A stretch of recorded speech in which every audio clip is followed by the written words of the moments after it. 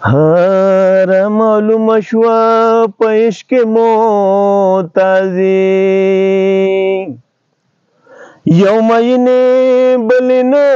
وی غرضی یو د یو کلی نه لاړ شي ورته کینی بل د کوره پستا زون راځي یوی کاندی په جهان کې صفتونه بلی پششا په هر ځای کې کنځي او که صدا دی روان شمیا ګل جانا پریدا چې دی اوښکې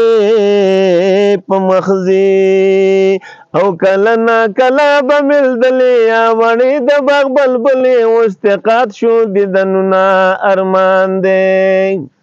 او کله نا کله به ملدلې یا وړې د باغ بلبلې استقاد شو دیدنونه ارمان دی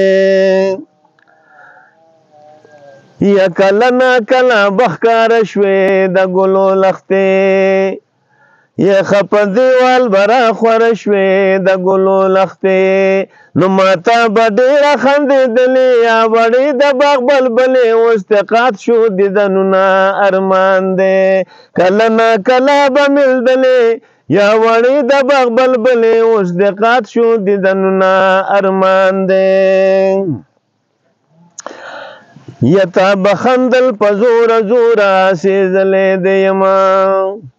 ما بلی دی د خپل کوره سېزلې دی یم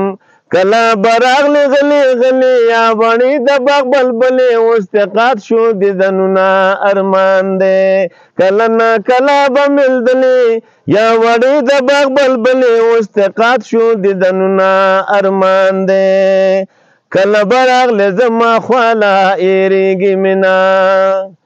یا زړه به زما شولو خوشحاله ایریږي مینه نه درنه قربان شم نازولې یا وړې د باغ بلبلې استقاد شو دیدنونه ارمان دی درنه قربان شم نازولې یا وړې د باغ بلبلې استقاد شو دیدنونه ارمان دی کله نا کله به ملدلې یا وړې د باغ بلبلې استقاد شو دیدنونه ارمان دی او چې نبی شاه پې خوشحالیږي زملنګ جان به وله وکما ډېر صفتونه چې محفظ الحق خان مې خوا کې ناستي په هغه ځای د بې اوبو شي ګلونه و د سرو چترۍ ونه راغواړئ او د منیر خان سره یارانه په غرموزینا چې په اتیا زره خرڅېږي هغه ټوپۍ د جنید خان په سر وینا وایي دا کته څوک دی چې راخېږي یا دا نبي شاه دی په شمله و بلاسونه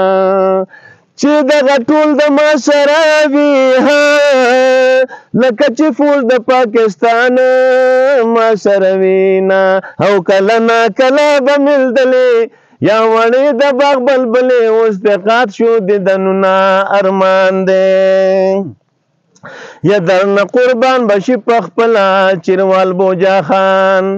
یا په اور دی اوسو غریب سلا چیروال بوجا خان پرېدا چې وایي د غم غزلې یا وړې د باغ بلبلې استقاد شو دیدنونه ارمان دی کله نا کله وای کله نا کله به ملدلې یا وړې د باغ بلبلې استقاد شو دیدنونه ارمان دی